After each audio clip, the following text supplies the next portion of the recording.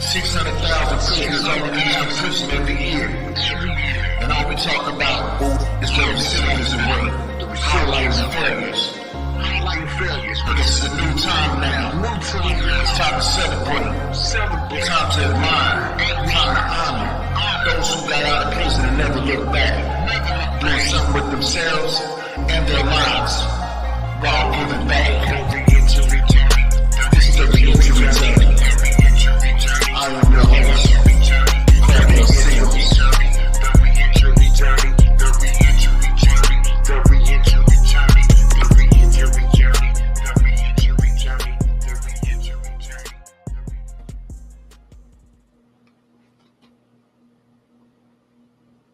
All right.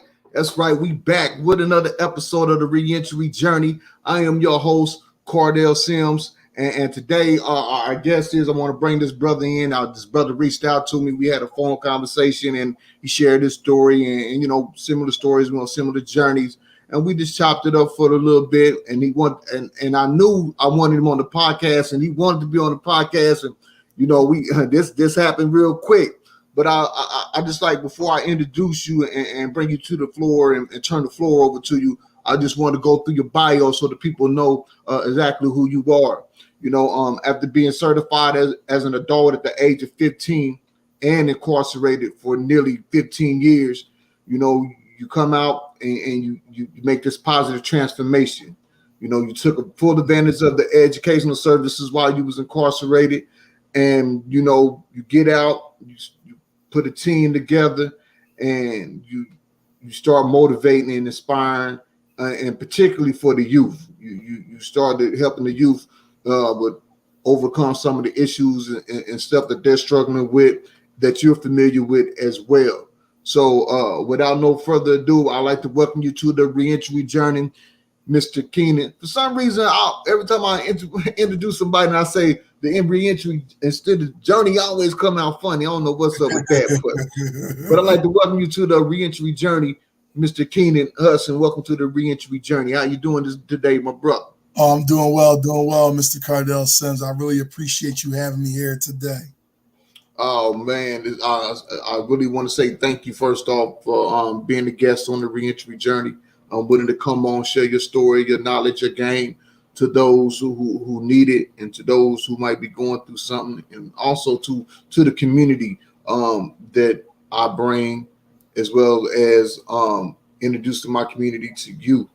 And hearing your story and the work that you do. So once again, thank you for coming to the Reentry Journey. So tell me let the people know who you are and about you. Oh, yes, indeed. Let me first start off in saying that my name is Keenan Hudson. I'm actually from the city of Philadelphia. And like most, kids that come up in the poverty, low income area in Philadelphia, we somewhat have troubled childhoods. I grew up, like I said, single mother home. I had ADHD, so I was always hyperactive, always in a lot of different things, that usually normal kids get into, but, I always had to be around my mother. My mother never went anywhere without me. Of course, my father was in there in the play at the beginning, but eventually this was around the crack pandemic, so he wound up getting sucked into the street life. And so he left when I was probably about like 4 years old. So throughout that time, I was actually considered just a black sheep of the family. I was always in, like I said, I got more whoopings than anybody. I was always getting kicked out of school, always getting my butt whooped, all the time. So eventually, I had a stepfather. He came to the play, but he wasn't like a big role model or anything. I had aunts, uncles, but again, they were never in my life completely, really showing me, the right way with things. Eventually, as I grew a little bit older, my mom was diagnosed with cancer at the age of, when I was 13, she was probably about, I think she was 40. She was battling cancer. At one point, I believe she had cancer before, but the doctors, they found it and got rid of it. But then later on in life, like I said, when I was about 13, they found out she had the cancer came back, and then it came back very rapidly, and it actually claimed her life. By this time, I was just entering high school, and I actually didn't know how sick she was. I thought it was just like a common cold. It was something that she was going to, come back Right. from. Come back from. And it was like wow. So my family members kept it away from me. That's one of the worst things you could really do, even though they try to say, hey, we're looking out for the safety of you. But that eventually, resulted in like trust issues, because here it was a week, Right. a week before Christmas, they tell me, hey, yeah, your mother may not be making it, because by this time she was homebound to the bed. Me and my siblings, which I have a brother, sister, we didn't know what was going on. My brother probably understood a little bit more than me because he was older than me, but we didn't know. But then when they shared that, yeah, she'll be passing away soon. Now here it is, it's around Christmas time, the worst Christmas ever. Right. She wound up passing actually December 28th, which is the season, that we're doing this podcast now, which is about a week from now. But About a week, nonetheless, that's when things took a spiral. When she passed away, my aunt took custody of me and my brother. Then my sister, she went somewhere else. So, it was a saying that, that my mom wasn't never worried or concerned about my brother or my sister. She was never concerned about them. She was always concerned about me, because I was the black sheep. She knew how my family was towards me, how I was mistreated in different ways. But nonetheless, about a year, almost about a year and a month after she passed away, throughout that year and that month, I was, getting high, smoking weed. I was running the streets a little bit. And by this time, I'm like 14, going on 15. So I was always constantly warned by my family, hey, you need to stay out the street, stop doing this, stop doing that, go to school. I was playing football for George Washington High School. But I was, like I said, I was just losing my mind a little bit. So then, before you go on, during this time, was football the kind of like the basis reason of why you was going to school? Well, I can say yes, because actually the school that I played football for, which was George Washington High School, it was actually, truth be told, I actually got in that school due to a cousin of mine. A cousin of mine got me into school because no other school would accept me. So even throughout that time, I was still acting up in school. Right. I was trying to, do the right, but I was still acting up, due to peer pressures and things of that nature. Okay. But it wasn't like the real motive, because even during school, I wound up almost getting kicked out. When I was in high school, I wound up going to night school and then switching back to regular school within that process, because I dropped out when I was in the 10th grade, even though I started school early. Right. So, so that led to the peer pressures of, individuals. Yeah, that's what I was going to say. So, did you have any, like your friends, did you have some that had already dropped out, or was all your friends in school as well?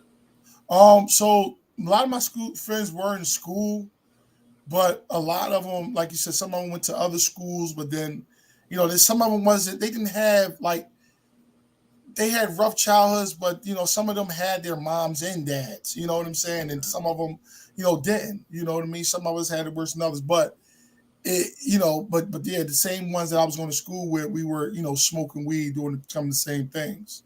Right. Because the reason why I asked that, because this is around the same age that I started. Maybe I was probably like 12 or 13 too, and I started smoking weed and drinking and hanging out and getting gang activity.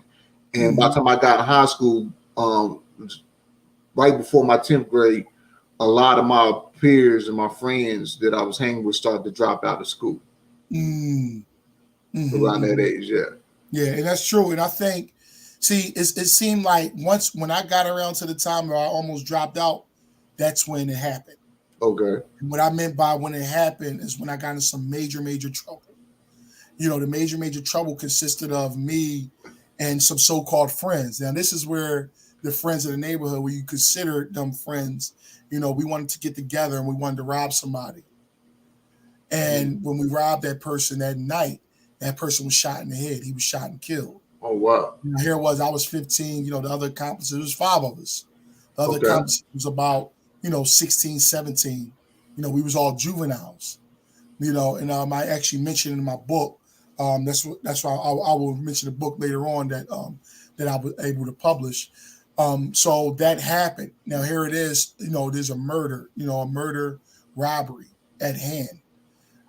So now everybody. I'm certified as an adult. At the age of 15 years old, going to the jails before I went upstate to the prisons. So I know I got to keep cutting you off because me and you have a connection. And at 15 years old, that I don't really, a lot of people don't hear me talk about, but people know my story. They know about the story. But you said right before you, because I can relate to this, you said right before you was about to drop out, the incident happened. Right. I was on the same path. I was about to drop out, and I was on the verge of dropping out. Only thing that kept me playing school was because I like to play basketball. So that was really the only reason why I was really going to school.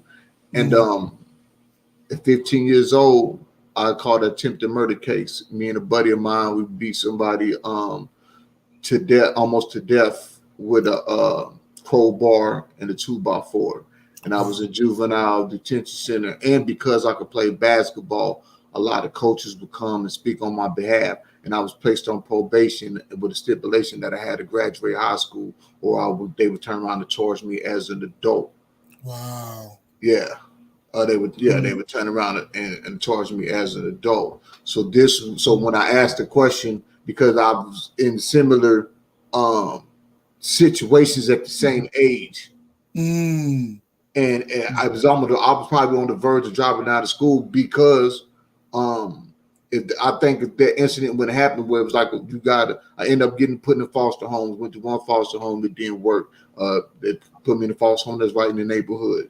And so that didn't work out. They put me in another foster home and it worked out and I graduated.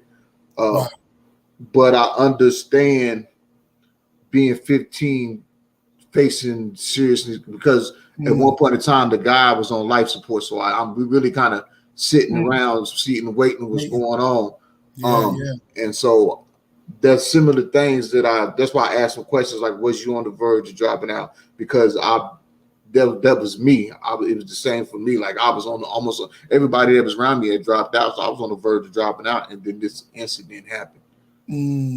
Yeah. And that's powerful. Like you said, to have, that similar age and facing, like you say, the similar situation is very profound, because when we look at America today, a lot of kids that's going through what they're going through, like you said, they're dropping out left and right. A lot of uneducated kids and falling into the system, at that early age. And as I mentioned, like even me being on the urge of dropping out, that's when it happened.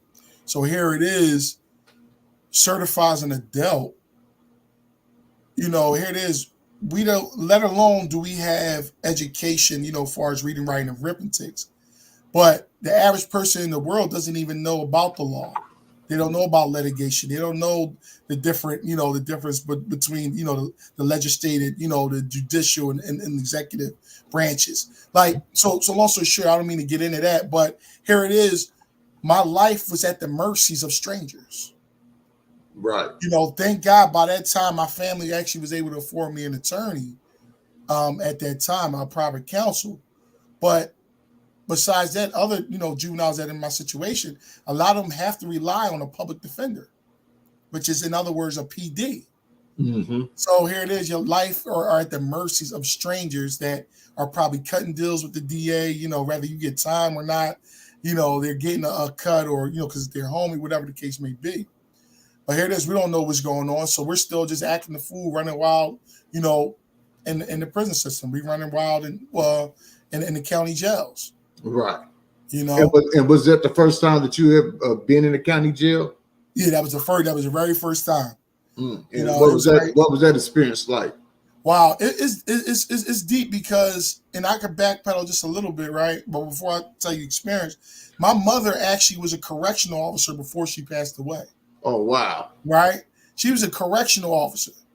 So she used to always try to, tell me stories or say things like, look, you don't want to go down this route. You don't want to do this, do that, because she'd tell me little stories, but I never paid it no mind. It's sort of that thing. If you don't go through the experience, like you could tell somebody something all day. If you got a bunch of theory knowledge, but you don't have experience, you'll find out the hard way once you start learning that this thing is for real. Right. So the first time, me going in, it was like wow, at first, the first day is more so like that. You hear a lot of people, plus you're around a bunch of juveniles, so it's real loud in there. It's people already a little dug in, just waiting. So people are waiting to get sentenced or even go home. So you ain't even go upstate. People don't know, people, other juveniles in there, 13, 14, charged with homicide because they shot somebody, killed somebody, whatever the case may be. And here it is, you in the mix of all this, So I never was like afraid or scared, like, oh no, I don't know what's going to happen to me. But it was always that, that thought in your mind, like, wow, what can happen in here? Right. You know what I mean? And that was a serious point. Like you said, it was a serious point, especially when you see people get jumped. I got in fights through the things, that went on. Like I said, a lot of it's mentioned in my book that I've written about. But throughout it all, of course, I knew I was facing, some big time. Of course, if somebody gets shot in the head, now mind you, I wasn't the actual shooter. An accomplice that I was with, my co-defendant, was the actual shooter that pulled the trigger. But being as though I played a part in planning it out and bear hugging the guy when the guy came up, it was all like a play. Like, okay, you're a main suspect, and the shooter's a main suspect. Right. So it all played a big part. Like, wow, like, we didn't know how serious it was. And I remember, like 15 years old, I was writing a judge. Actually, he's actually an inserter of my book that I had wrote. And I said, oh, I don't want to grow up in prison. I'm sorry I made a mistake, this and the third. But he even wrote back. He said, look, due to the nature of this crime, you can't just let somebody go. You know what I'm saying? Yeah, he's like, no. Yeah, you can't.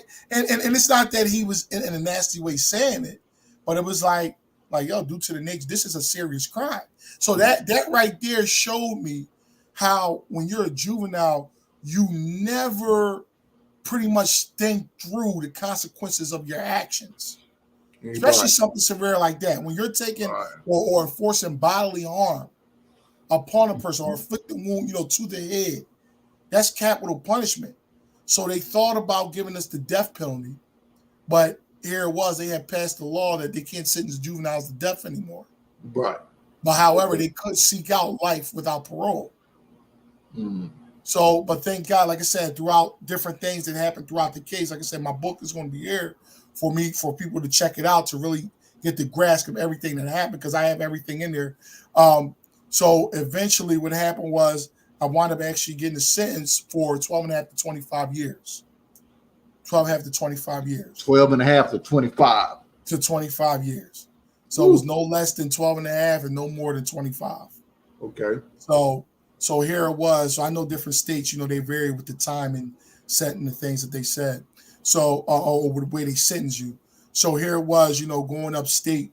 I had just come from a wild county where there's a bunch of juveniles running around acting stupid, acting crazy, So here it is. You're thrown because you're certified. So they throw you in with a bunch of grown men now. So I went upstate. Whole another different environment. Whole number different environment, because now I'm still a kid. I'm still a kid here. You see what I'm saying? I'm still like, of course, adults, they probably done lived life a little bit outside, and some people who grew up in there, this, that, and third. But the prison that you went into, it was maximum security. The first prison, so I had to go through a couple of them. Okay. So the first one was Graterford. So Graterford was more so like I was passing through.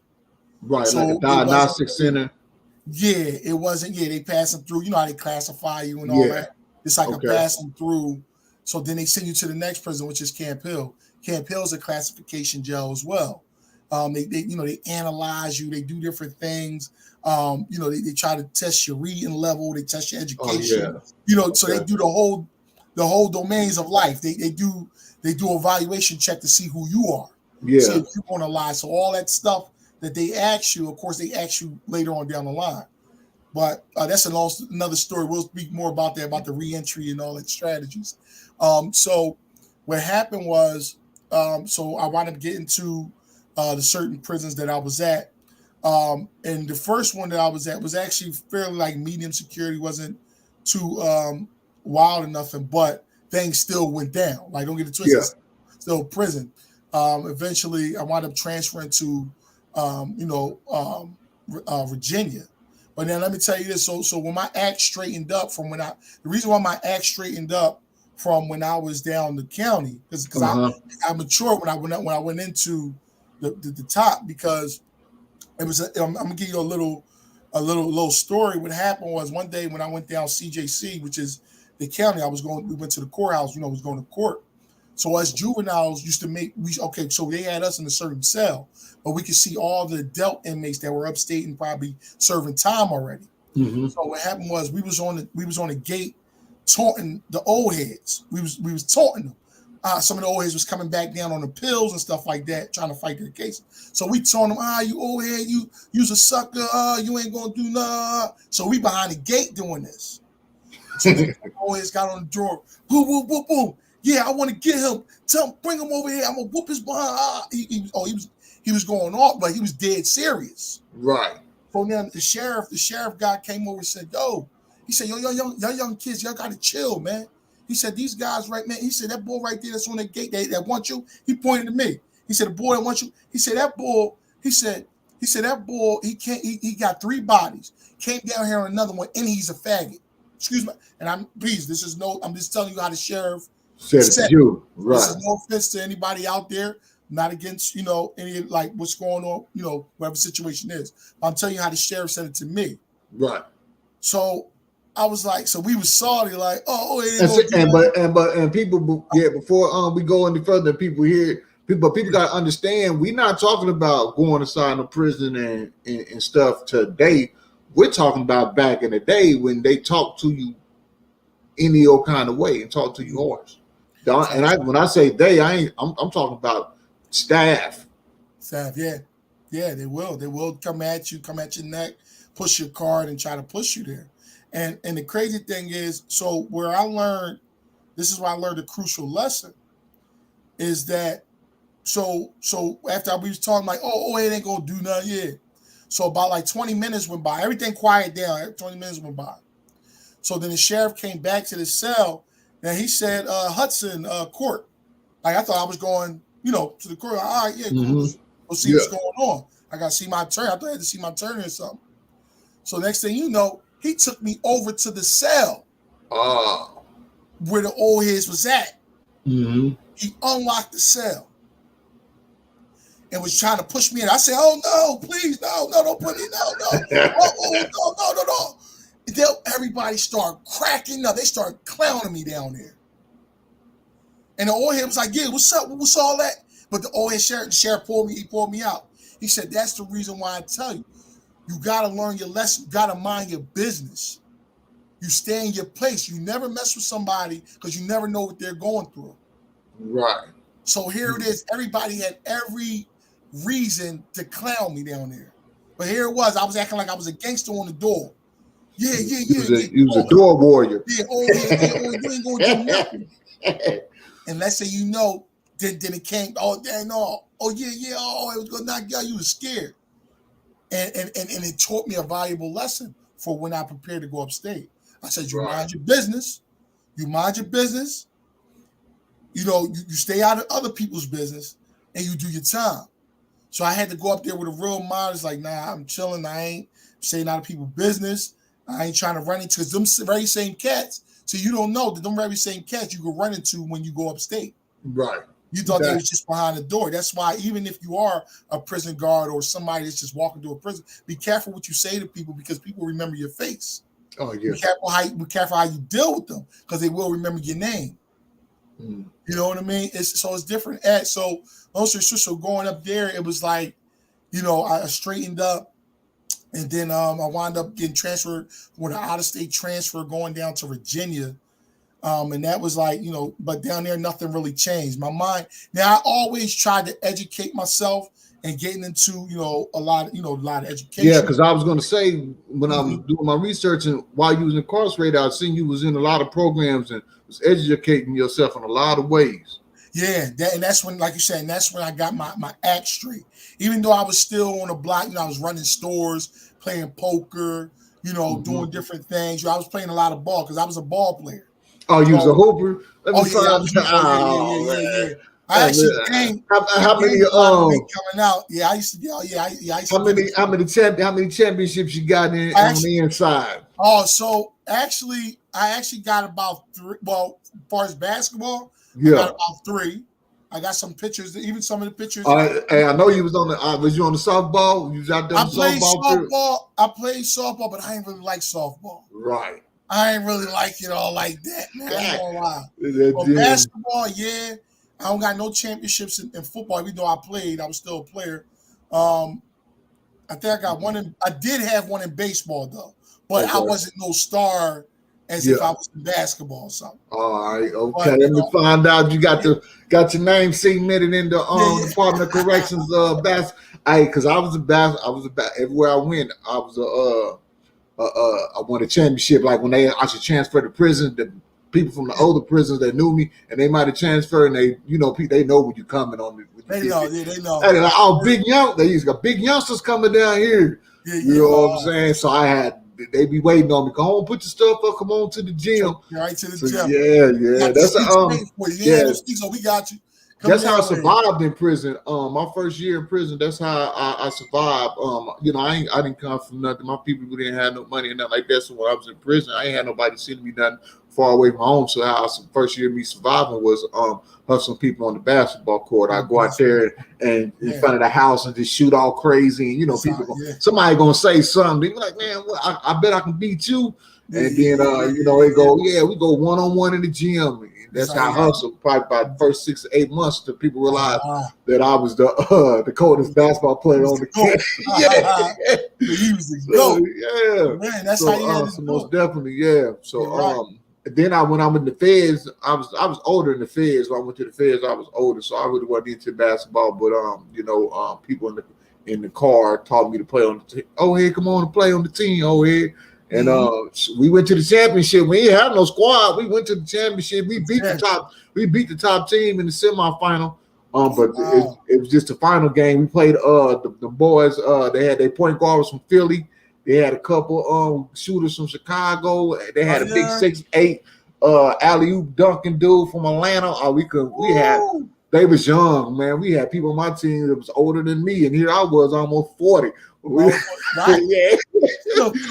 Yeah, but we was out there We gave them a good run for their money for the first half and the first half and about the first few minutes of the second half. But I love playing basketball. And on the inside, I built a lot of brotherhoods. My first bid, because I've been to prison 4 times. So my first prison bid, that was one of my main things was basketball. So everywhere I went, I won a championship. That's why I asked you how many championships you had. I got 3.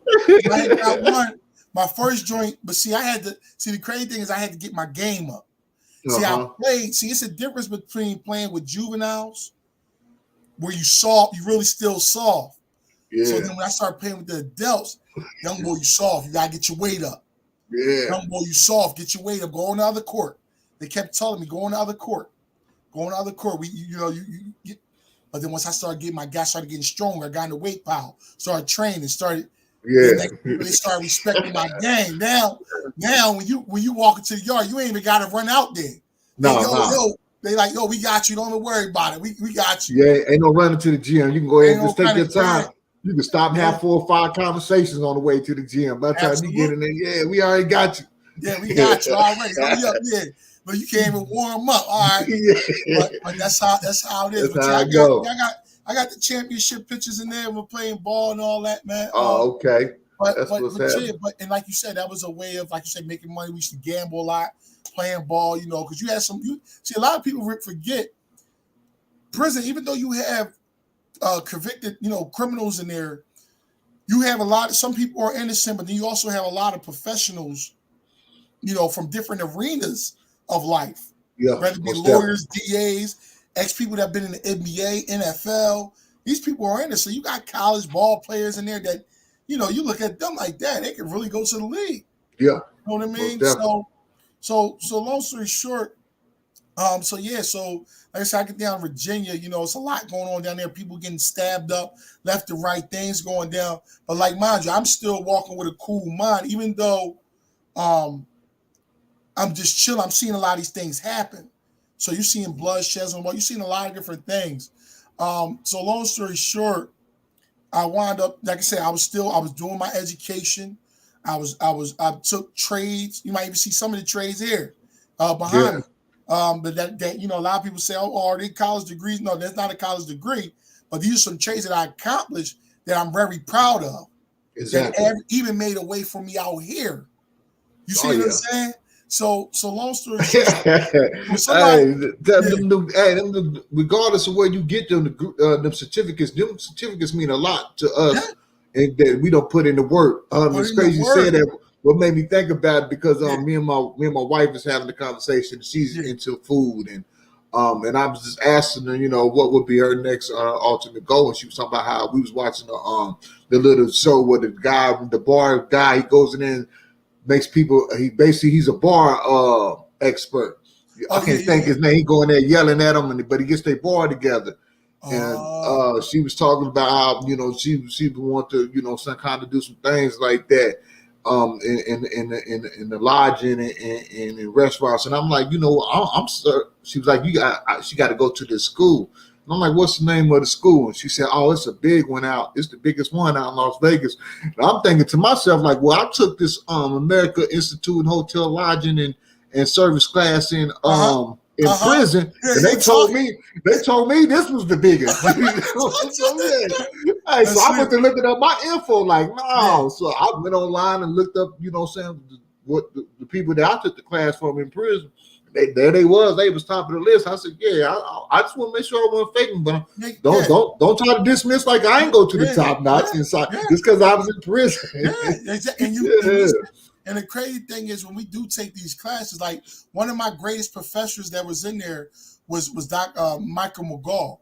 He was so sharp. They forget that these professors coming in there teaching us. Not saying every teacher is going to be like that, but you got some professionals in there that be teaching us. He took me Money Smart. He took me business computing, business education. So he taught me all the things that I needed out here in this world. Exactly. Them classes, I don't know if people understand, like them classes be for real inside the prison. These ain't no faking class like that. The hotel laws and class like I took that for like a year and a half, and I had to end up building out a whole bar, club, restaurant thing. Blueprint for it. How it's gonna run. Then they had to turn around and do. We had to put people on the team. It was like 4 or 5 of us. Once we did the blueprint of the place, then we had to do a mock. Like if you came in there to eat, like we had to serve. We had the person at the door. Wow. Like this was the real deal. It was the real deal. You know what I'm saying? Yeah. So I took Serve Safe. You see what I got there? Safe, Ultra. I got this joint here. I got the Nocti. That's my Nocti test for the culinary arts. See what I'm saying? Restaurant. Exactly. That was it. Man. Like that stuff, and see, you learn these skills, and they stay with you. See, a lot of people go in and they put education to the side. Well, granted, a lot of people don't even have their GEDs. But when they do get their GED, some people, I don't want to do nothing else. But then when they see the parole board or something, they'll tell them, hey, look, you getting a hit because you didn't show any type of improvement or any type of stride for success. Right. So here it is, all these programs are available that they're at least attempting to offer you. Because remember, it always starts with the person. Mm-hmm. It starts with the person. It starts with the mental. It's going to start inside. A lot of people say, I'll do it when I go home. Well, you go home, you ain't going to have no time to do nothing. No, you can't do that when you go home. And that's why That's why I started my reentry academy on them principles. On the inside, reentry academy, because reentry starts on the inside of prison and on the inside of self. Like you can't, ain't no waiting until you get home. Ain't no waiting because you get home, you got to pay bills. You got to do these things. You can't run the mommy house, but a lot of people do. A lot of people run the mommy and daddy house, try to sleep on the couch, sleep in the basement, got a bunch of kids, don't want to take care of them and all this. But here it is. You could have planned this stuff out before you came home. You could have worked out payment plans in your head before you came home. You know, even if you had to go to that 9-to-5 job of McDonald's working from the bottom, we're paying you $7.25. Eventually, doors are going to open. But see what it is, people try to hurry up and run and keep up with the Joneses. People that have been living out here, you trying to keep up with them. Or you trying to please a girl that really don't even like you. Right. So it's a lot of ways, you know, and like I said, I know we jumped, you know, to the reentry part, but but like you said, but even backpedaling to with the education, I knew that eventually once I got out of prison, education was going to play a big role. Like that's why I had to learn as much as possible. I even taught myself to learn piano while I was in prison. A lot of people think I was playing since I was a baby, but no, that's not the case. I actually took and read about 1,000 books. And I actually listened to a lot of music, listened to a lot of CD players with my headphones on, and I was able to learn how to read it, write it, and teach it just by reading books. I never went to school for music a day in my life. Right. And then not only that, now I could play by ear. So if I hear the song, I could play it. You see what I'm saying? Yeah. Well, all this came from taking the time out and reconsidering my mind inside. But that wasn't the only thing that transformed my life, you know, because there was a time when I was down there and I was like depressed and stuff like that. And it was actually a prison guard that worked down there. This was when I was in Virginia. And she poured into me. She was a God-fearing woman, you know, and I don't mean to bring like a platform of spirituality on here, but it played a big part in me and with my transitioning. Right. And she poured into me for like 2 years straight. She prayed over me. They brought her church in when we was about to come back to Pennsylvania, and they prayed over me. And like I say, my life was like changed, like drastically. And I can't go in depth, but I'm just keeping simple as possible. But here it was. They prayed over me. They prayed over me the gift of music. I started learning all styles of music. Like I said, once I came back to Pennsylvania, I was able to buy my keyboard. I started learning that. I think I took another college class or something. But then eventually the warden and stuff had asked me to start a musical program for special need inmates. Here it was. They were shutting down all the state hospitals in Pennsylvania. And what happened was they started putting a lot of the mental patients into prisons. They had like this block. So here it was. They asked me to form I actually got my actual booklet in which I created, handwritten, created, made copies of, and gave to each individual that were on the mental health units. I was teaching them. They had that much faith in me. They said I was teaching them how to read music and things of that nature. Now, mind you, you're around some people, a lot of people that were, they were taking a lot of different medications. They were coming out smearing feces on themselves. Right. So I was around a bunch of stuff, but they confided in me saying, listen, we're going to give you, they gave me about like 40 different keyboards and said, look, we're going to keep them stored here. We just want you to go over there and have a musical little day with them certain times, certain days of the week. And then we're going to want you to have a concert with them like every quarter. Right. Okay. You know what I mean? So here it was. And this is just on the musical journey. Now, like I said, things just started happening. Doors was opening in there. Eventually, like I said, my time was coming up where I had to see the parole board. So by this time, like I said, I went to Albion. There was still a bunch of mess going on up there, like, a bunch of stabbings. I seen a lot. It was a lot of stuff. But again, I kept a mellow head. I knew a lot of the gang leaders and stuff like that. Like I used to walk the track with a lot of them, but they knew I was neutral. I had nothing to do with. Plus, I was a choir director. Plus, I used to teach the Spanish choir. I was, I was doing a lot of different positive things. So a lot of people looked at me as influence. Okay. So everybody looked like, oh, wow, this boy, he does a lot of stuff. So they knew if I was walking with a gang leader or something like that, it was nothing that was I had nothing to do with, with stabbing somebody up or nothing like that. So long story short, came time for me to see parole board and everything. So they said, yo, you got to have, like what was it, 8? You got to have a majority out of 8 vote or something like that.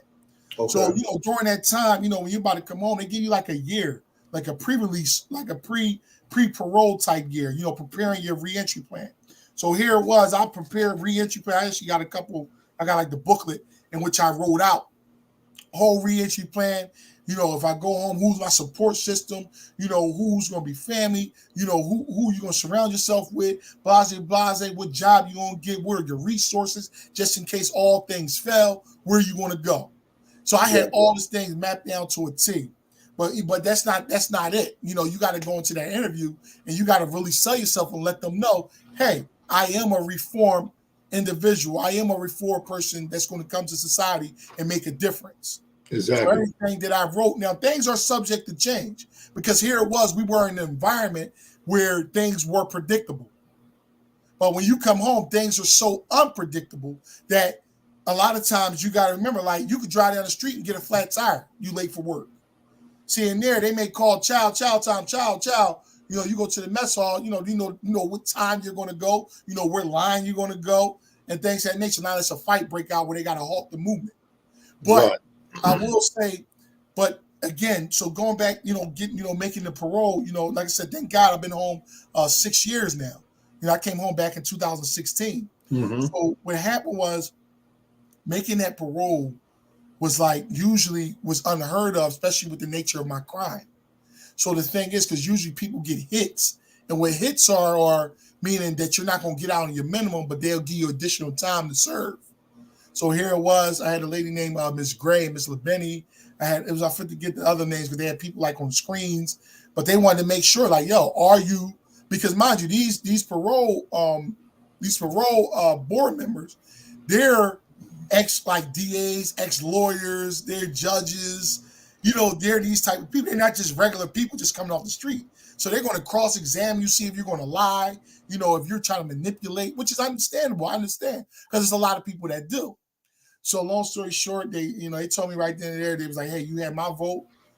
They both gave me their votes. And then they said, we got to send it to central office. Next thing you know, a month later, that green sheet came and said, hey, you're a free man. I said, wow. You know what I'm saying? But now this was the ultimate test because now that I was going to be a free man, the thing was, this is a key point, and I want a lot of people to take this nugget with them, right? I always say this. I went into prison at 15. I was 15 here, right? So everything went on pause. My whole life went on pause on the outside. When the doors opened up for me to return to society, right? I grew up in prison, right? I grew up in there. I grew up in the Delt. Right. But when the doors opened, the only thing I remembered was 15. The only thing I remember was 15 returning back to society. So here it is. Even though I had everything written in my parole plan, hey, this is what I'm going to do. I'm going to do that, But at the same time, I had to remember, I grew up. So now transition, that's why when you're transitioning, it's a good key point to have a good support system. A good support system is not just about having $1,000 in your pocket. A good support system is not just about having a place to stay. A good support system is not just having a good job. If you have somebody that's going to teach you step by step, understanding, the different levels and the formalities out here in life, you're going to fail. The recidivism rate is going to increase because you're going to go back. Exactly. So it's a big difference. So I had to have that, mentor, somebody to show, all right, listen, this is how credit works. This is how you leverage it. This is why your credit takes you places where this is how your credit takes you places where your money can't. So a lot of people don't understand that those type of simple things, even paying a bill, putting a bill in your name, that has to be taught. So how did you go about finding mentors? So somebody getting out of prison today and they trying to figure out how they're going to find a mentor. Okay, how did you go about finding a mentor? Okay, so by the grace of God, so before I was released, this is probably about a year or two before I was released, I actually reached out to a couple people. And it was an old church that used to be actually down the street from where I was raised. And I reached out to a pastor that was there.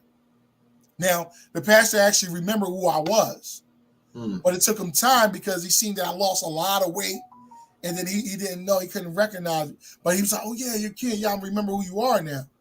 And he actually agreed, said, "Listen, I'm going to be, I'm going to help you with your transition." So he agreed to that. He helped me with the transitioning.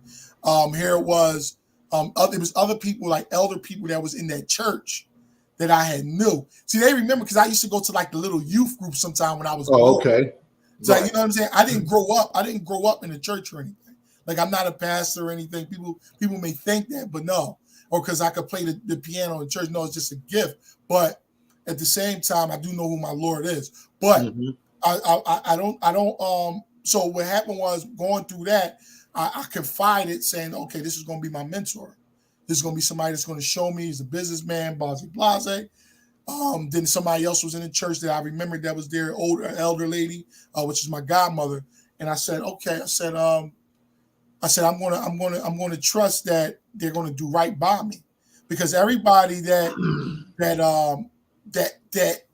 may say they're going to be there for you may not have your best interest at heart. Exactly. So they had to, like I say, walk me through. I had to learn how to drive a car.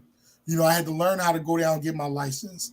I had to learn that a Bluetooth, you didn't have to go to the dentist to get a Bluetooth.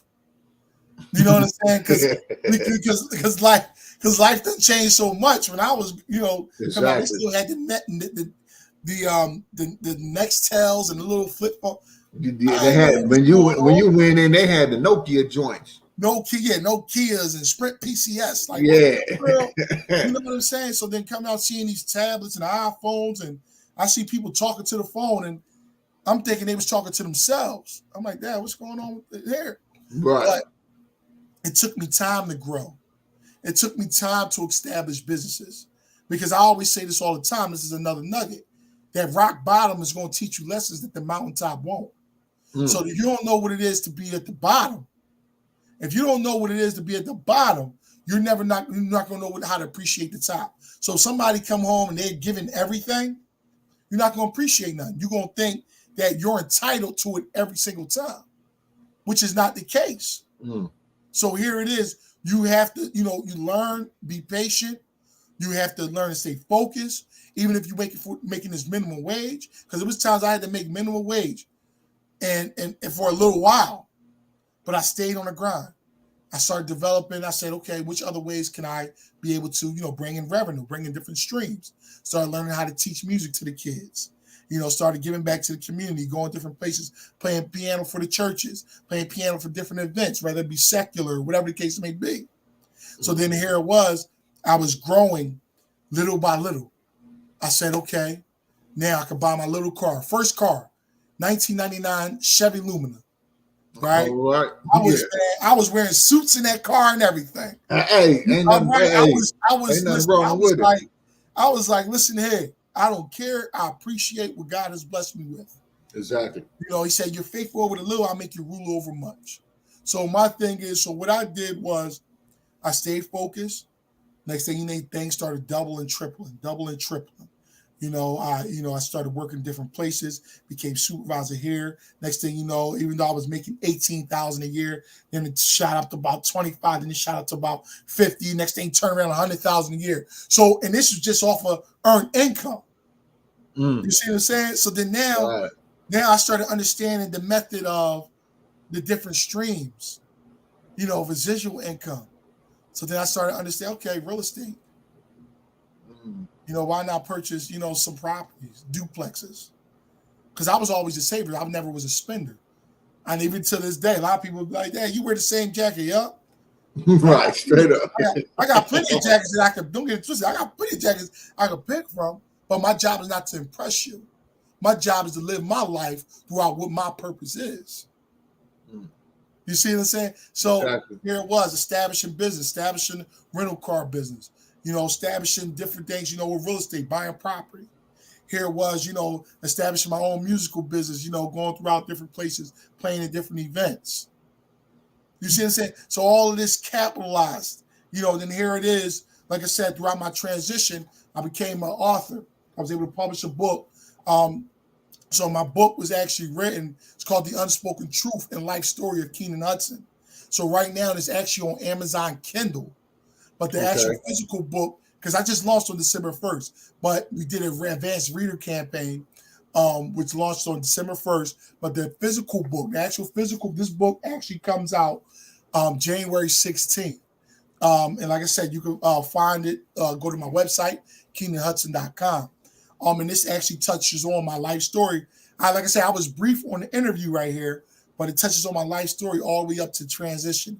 I mean, this thing has manuscripts, everything, how everything went down. It's like a must read for adults, children, for people, that believe that, that they want their family members to, really get a glimpse of how life would really be. Even though they're incarcerated, it's a must-read book. If they're in the actual criminal justice, serving, if they're working, if they're college students that's studying criminal law, this is a good book to read.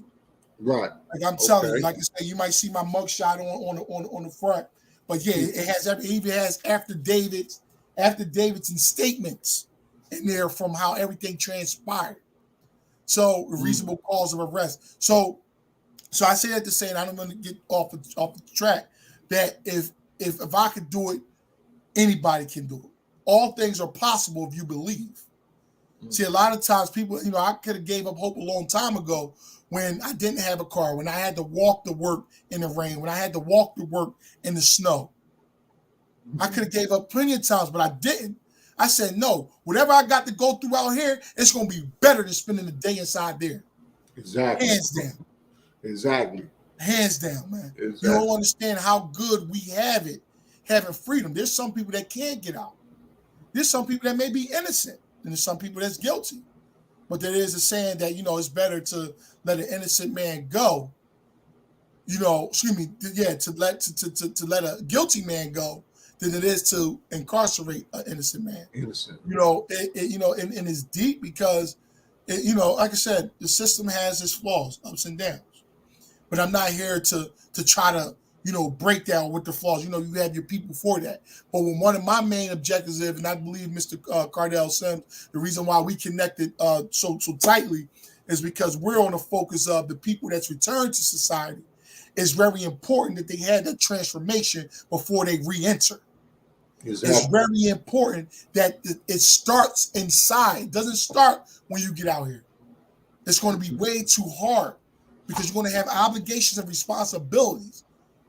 Exactly. But here it is. You got to have these strategies in order to fulfill those obligations and responsibilities of when you do return to society. Exactly. So what's next for Mr. Hudson? What's next? What's next? So the launch of this book was, like I said, was one stage. But now coming after that, now there's several books that I already have written.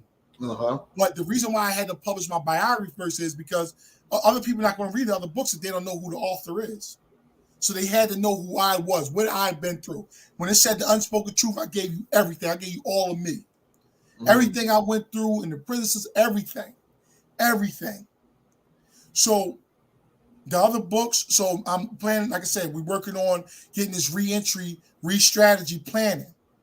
You know what I'm saying? It's probably, somewhat, I'm quite sure we got different ideas, different perspectives, but it's the re-entry planning of helping people and understand, it's going to be a handbook / workbook. So we're trying to figure out how I'm going to deliver to both, but long story short, but is to come through, and I actually agreed with what you were saying about the 100 correctional institutions. That's a powerful move right there. And I encourage you and anybody watching, the people that support and sponsor that type of stuff. That's very important that they invest in that because that's going to it's going to show a big decrease on the recidivism rate. You know what I'm saying? It's going to help. That's how the correctional is going on the beat. I think people, even though it's just brand new and I'm just talking about it, I want them to understand that I'm not going there just to speak. We're going there. This is going to be a half day or full day workshop where we doing create vision boards. We're doing financial literacy. We're talking about doing entrepreneurship workshop. We're doing resources workshop. And the more and more people we get involved, we go from a half a day to a full day. Right. So I'm trying to touch 100 prisons. Ain't no trying to. I'm going to touch 100 prisons 2023 to do it, and it's nothing. Either I advise people to jump in, or just sit back and watch. But 100 correctional institution workshop is going down. We're going in there changing lives, impacting lives, and then when they get out, you still getting this mentor. You get me and those that are part of it as mentors. Absolutely. And everybody that's in there are formerly incarcerated. So now you seeing the results of what we're going in there talking about. You know, from people that been in your shoes. You know what I'm saying, and more. So yeah, it's most definitely going to be a big thing. A big thing. Absolutely. I got our final question. I asked everybody to come on this podcast this question. It's always the last questions that I ask. If you had one word to describe your journey, what would that one word be and why? Wow. Determination. And why determination? Determination not to give up mentally, spiritually, physically. There's so many times where you may see individuals that will give up and will accept defeat because they made a mistake in their life, or because they thought they did something wrong, or they failed as an individual. But you got to have that determined mindset. You got to have that determined, willpower, right, to succeed. You got to have that determined willpower to say, listen, if that ball go in the air, I'm going to go get it. I don't care what leg I may break trying to jump to try to go get it, but I'm determined to not let myself down. Not just individuals, but let myself down. Because you have to remember, the same amount of people that you can help is the same amount of people that you can hurt. Exactly. And that's predicated upon your actions. So you have to be determined, no matter what. No matter if all things fail, you're still going to pick your stuff up and get back up again. There you have it. Determination. One word, determination. Mr. Hudson, I can thank you for sharing your journey and your story and the lessons that you provided today on the reentry journey. You're part of the family. Thank you for joining the reentry support group, posting the content that you post. For those who want to join the reentry support group, feel free to join us on Facebook. Just type in reentry support group and make sure you all go get the book. Yeah. Let them know about the book one more time. Yeah, so it's Keenan Hudson, The Unspoken Truth and Life Story of Keenan Hudson. So again, it's on Amazon Kindle right now. But like I said, the actual physical book is going to come out January 16th. But again, the Ranch Reader campaign is still going on. So if y'all can go check it out on Amazon Kindle, that's cool. But like I said, I'm going to be pushing this book January 16th, and then it's going to be more. It's going to keep you updated on things. You can actually go to my website, KeenanHudson.com, and it actually puts you through the funnel and everything. So you drop your email and everything, and we'll be sure to keep you posted with everything. Really appreciate this. Thank you for having me, Mr. Sims. All right. Thank you for being a guest. And once again, this is the reentry journey, where we highlight the journeys and success of those who get out of prison and dedicated themselves into turning their lives around, and not just turning their lives around, but also giving back and putting in work and setting the path and setting the footprints and the blueprints for those to follow. I am your host, Cardell Sims. And until next time, y'all know my saying, now that's gang. This is gang. That's the reentry journey, man. Y'all have a great one.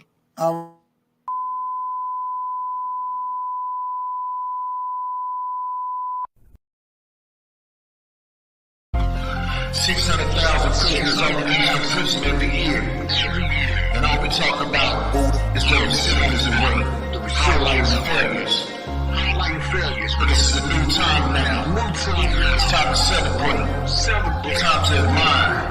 Time to honor those who got out of prison and never looked back. Doing something with themselves and their lives while giving back.